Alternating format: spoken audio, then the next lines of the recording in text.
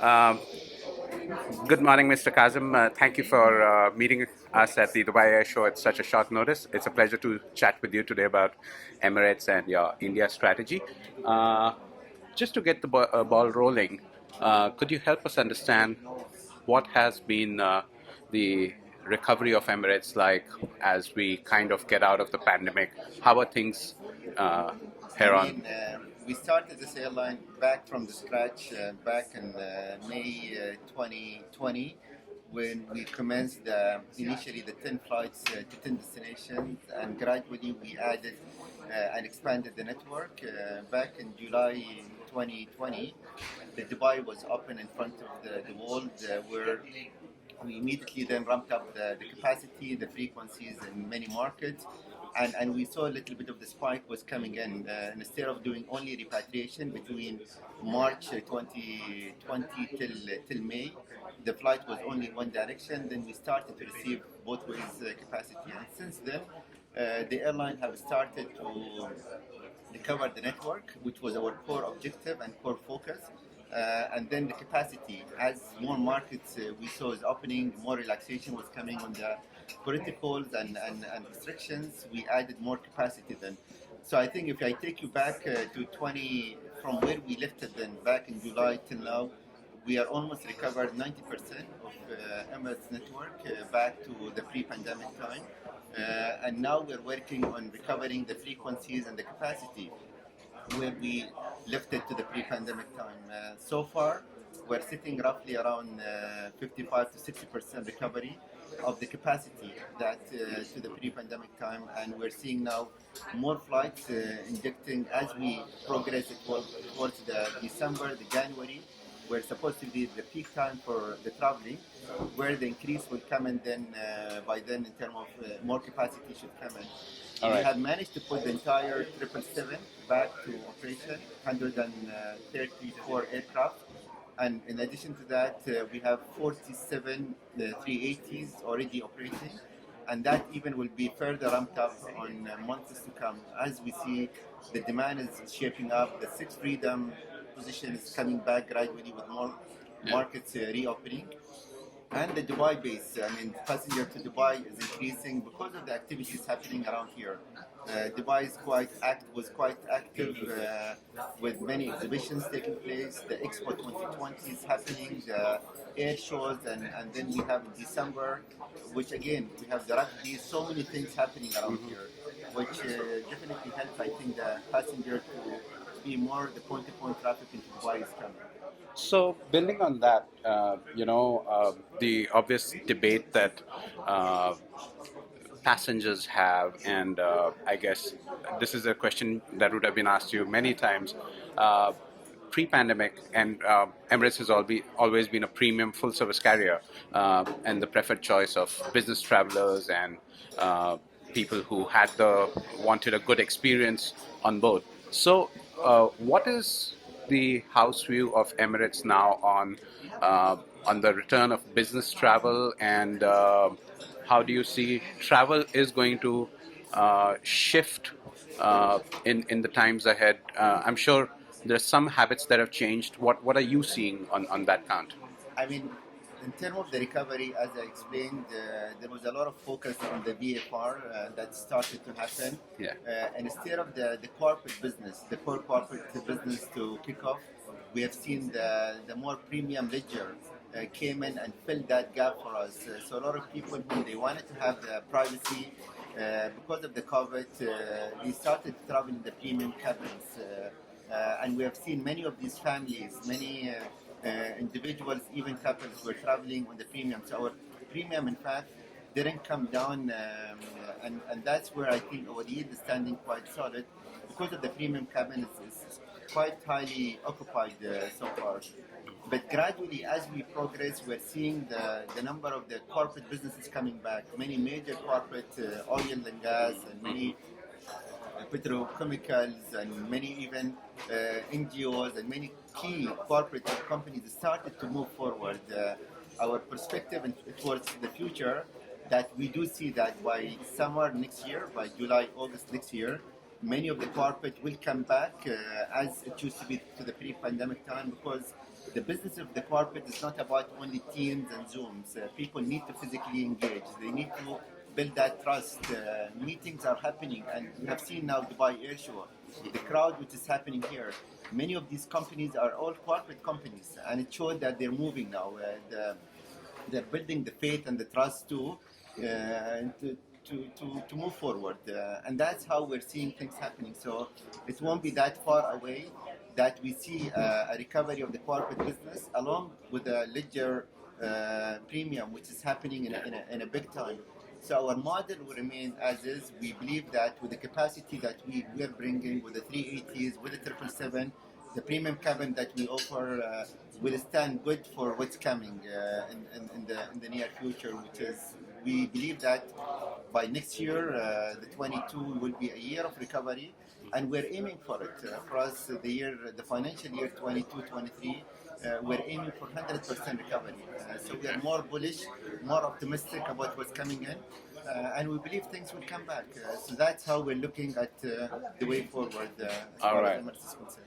Let's go to your India operations for a bit. Are all the stations back online, and how's the traffic been from India? I think since August or July, when you were allowed to operate on both Well, sides. since we started India, we commenced firstly on repatriation, then gradually last 8 months we're doing under air bubble regime, which is more capacity restricted. Today we're doing almost 30% to the pre-pandemic capacity permitted, and we recovered the points. We're doing almost 9 points in India, but we haven't recovered the capacity. Still, we're way behind where we stand on the capacity, and definitely there is a demand.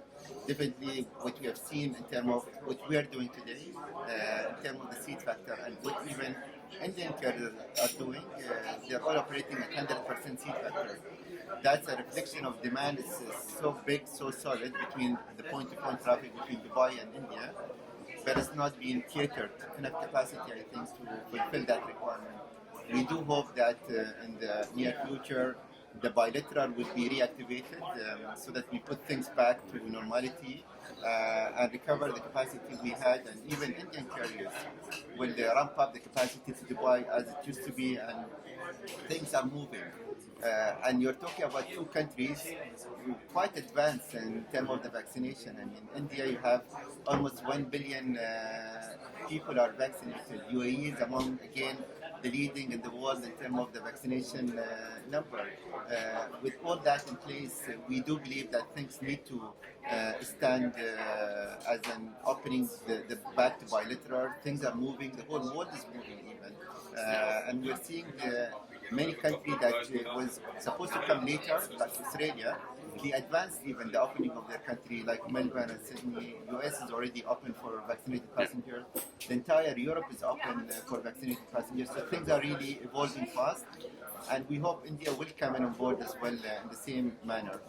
So, interesting that you mentioned the travel bubble right now. When do you see the travel bubble going away and regular bilaterals to be resumed? Because I would love to personally, for example, get on a flight with Emirates to the US, but right now, as an Indian citizen, I can't do that. So, what do you foresee is the timeline for those things to reactivate? Well, it's difficult to predict, but one thing I think which is not helping the consumer today, as you mentioned, today Emirates Airline has a network, 125 destinations. At least 80-85% of that network is not being covered by anyone. None of these Indian carriers are doing, and even if they do at one time, the market, India is quite a big market. You're talking about 1.5 billion population. Even if 10% of that population will be traveling, it still is a big number that people are moving up and down. It won't be any harm to anyone. We do hope things will be as soon as possible, because today there is a harm to the consumer. The more the restriction will be applied, people want to travel. More countries are opening up, prices are going up, which is not working quite well for the consumer benefits. And people want flexibility. They don't want to be restricted on certain rules and regulations, especially big market like India, you need Yeah. to give that flexibility for people to travel anytime they want, with a lot of frequencies and options sitting there. Yeah. But under the current air bubble, we're restricted, even we're capping per flight with 180 seater, even though we're operating 777. 777. Yeah. We're restricting even the number of frequencies to only 14 flights.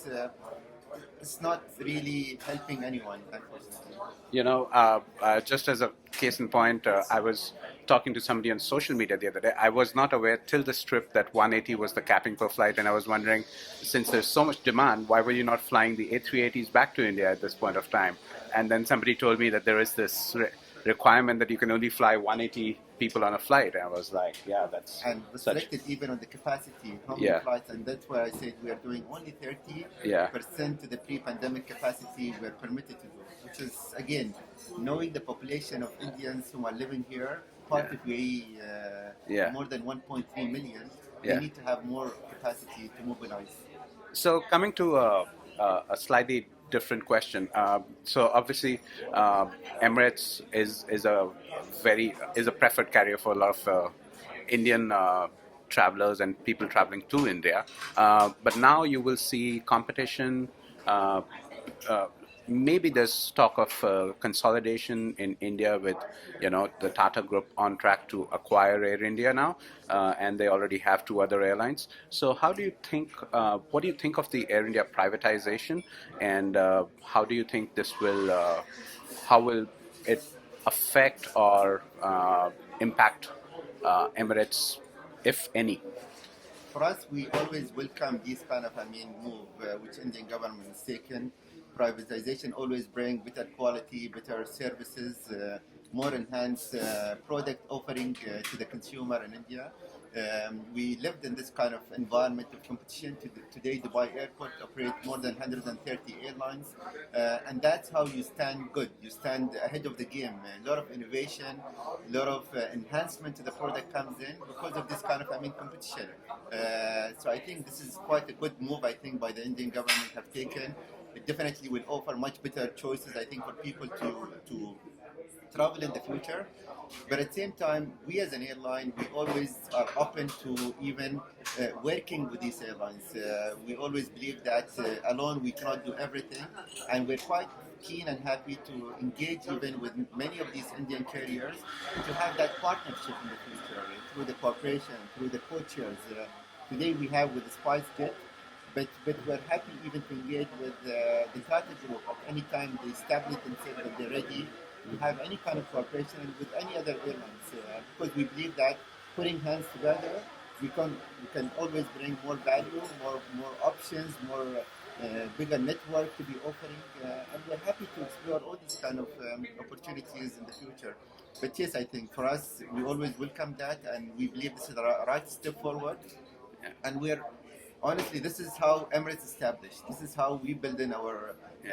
We build it around no any protection, and you need to face the competition. You cannot be protected by the government in your entire life.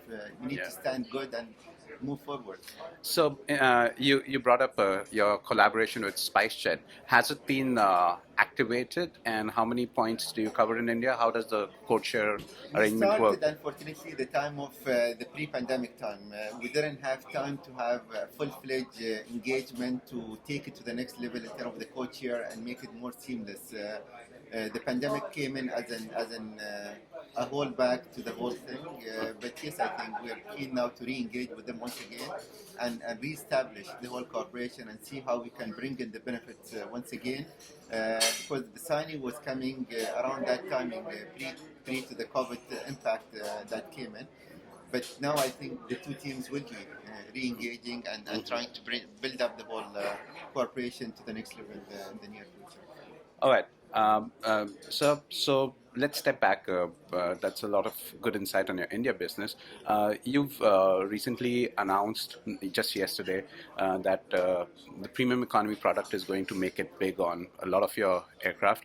I wanted to see what has been the initial reaction. I think you already have 4 or 5 aircraft with the A380 with the premium economy product.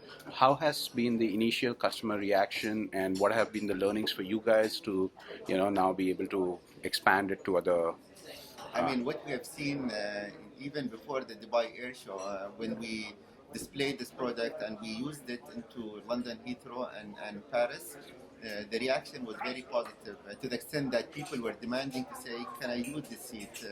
Initially, we started offering it to our FFP sort of the platinums and above, but then gradually we started to sell it indirectly into the system as a leg space, and we have seen quite a high demand around that.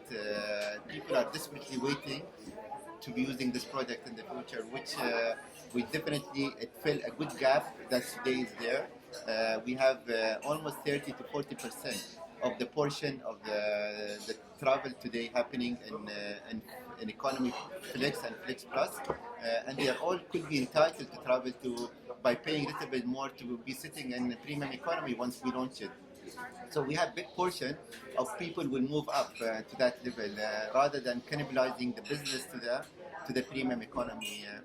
This product will be offered for anything a range of 6 hours and above, so that people can benefit from what the product can offer in the future. So mainly will be used for long haul and ultra long haul like US and Australia and South America, plus some part of the Europe. But definitely it's well received. It's quite an advance as you have seen it. It has a leather seat. It has big IP screens, lay flat sort of seats. It gives you the feeling of the privacy. It has its own lavatory allocated to that cabin. A lot of wooden stuff being used in. It's really a good product. So I think we're quite optimistic that once we launch it next year, it's going to be a well-received product and fill the gap which is sitting there today. Especially with the pandemic, many companies even have maybe downsized their budget and they don't travel anymore, maybe in business.